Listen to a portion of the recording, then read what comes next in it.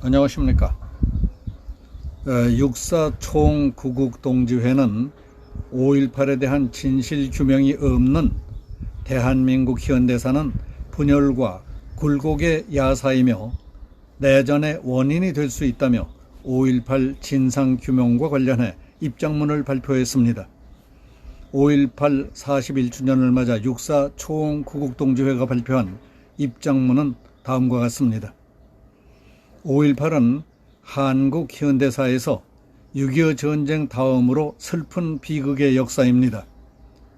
6.25 전쟁이 세계 자유진영과 공산진영 간의 체제 충돌이었다면 5.18은 국가와 광주, 계엄군과 시민군 간의 충돌 사건이며 북한군이 개입했다면 한국과 북한 간의 군사 충돌인 제2의 6.25입니다.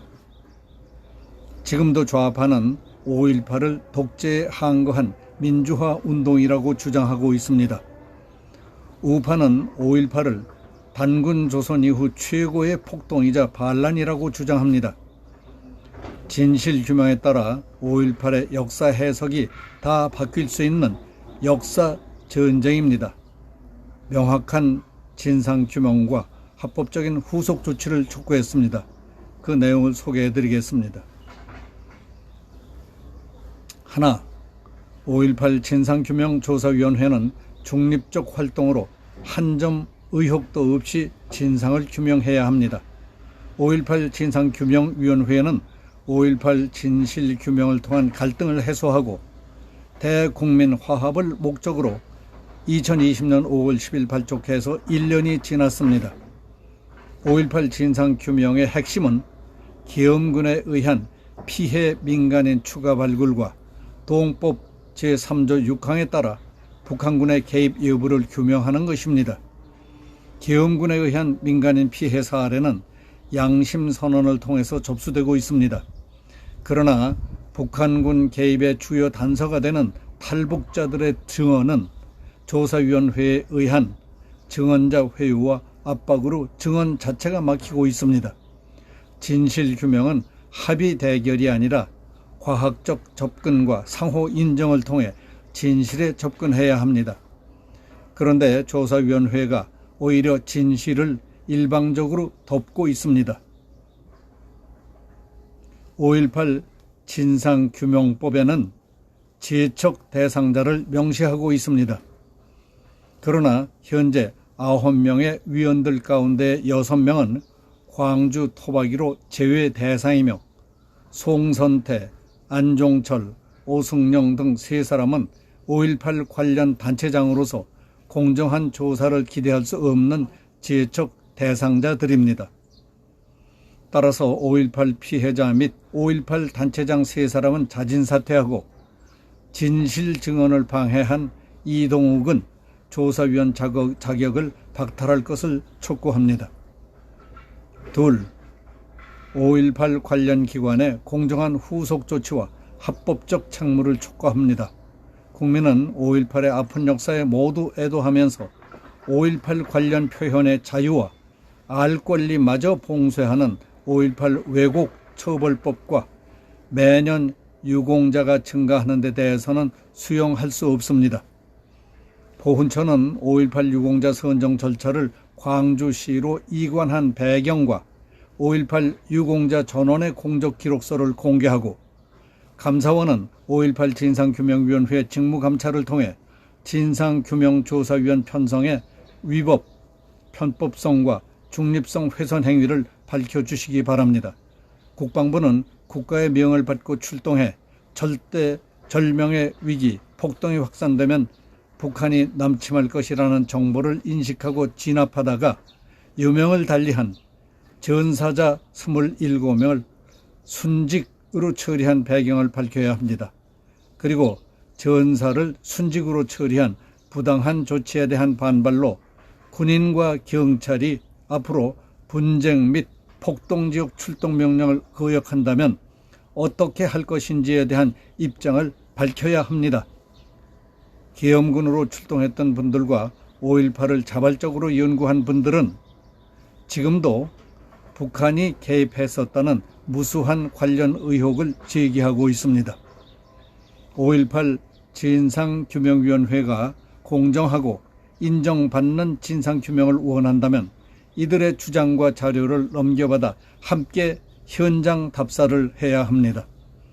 5.18 기념재단이 객관적 진상규명 기여로 광주 시민 명예회복을 원한다면 5.18 당시 북한이 실시간 현장 중계방송을 한 배경과 지금도 북한에서 5.18 기념식을 갖는 이유에 대한 정밀 조사를 UN 인권위원회에 요청하길 바랍니다. 셋, 국회는 5.18 진상규명 전에 성급하게 발효한 5.18 왜곡 처벌법을 폐기해야 합니다. 진실에 입각한 진상규명 전에는 누구도 5.18에 대해서 자신들의 생각과 제한된 정보만 갖고 단정해서는 안 됩니다. 그러나 5.18 왜곡 처벌법은 진단도 하기 전에 처방전을 내린 모순을 범했습니다. 그래서 5.18 관련 표현의 자유와 알 권리를 침해했으며 더 이상의 의혹을 제기하지 말라는 입막음 압법이 됐습니다. 국민은 무엇이 사실과 다르게 왜곡된 것인지를 알지 못하고 있습니다. 코골이식으로 왜곡을 처벌할 게 아니라 중립적 위치에서 국민이 오해하고 왜곡하는 것을 과학적 기법으로 설득해야 합니다. 20대 국회는 5.18 진상규명 법안을 만들었고 21대 국회는 5.18 왜곡 처벌법을 만들었습니다.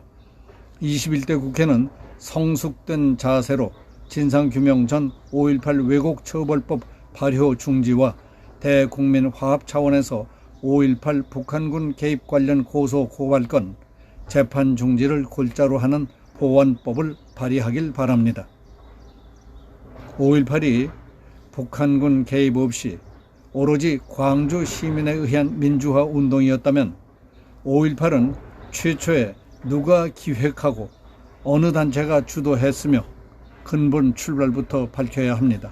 그리고 24단 지휘부 이동을 무전으로 감청하고 도로에 장애물을 설치하고 매복, 잠복했다가 광주 톨게이트 부근에서 사단 지휘부 차량 14대를 탈취한 300명은 누구인가?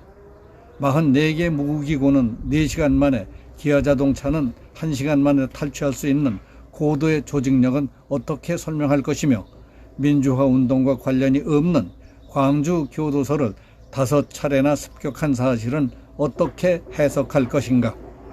1980년 5월 21일 24단 차량을 탈취한 300명을 비롯해서 칼빈 소총으로 무장하고 기엄근을 교란 사살한 두건을 쓴 600여 명도 모두 5.18 유공자로 선정이 되었는지를 밝혀야 합니다.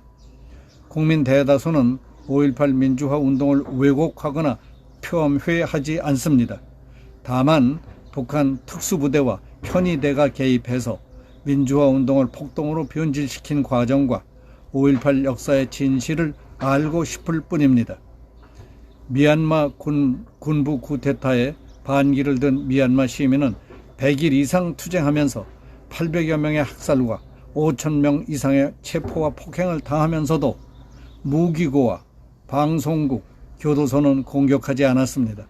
어느 나라든 민주화 운동 시민은 군인을 조준하지 못합니다.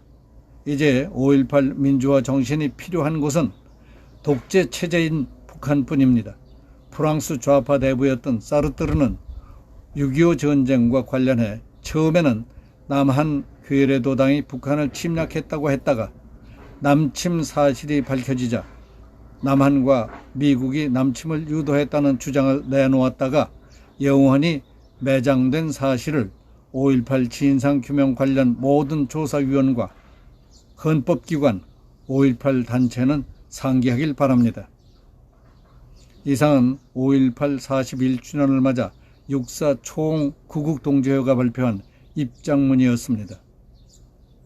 여기서 마치겠습니다. 감사합니다.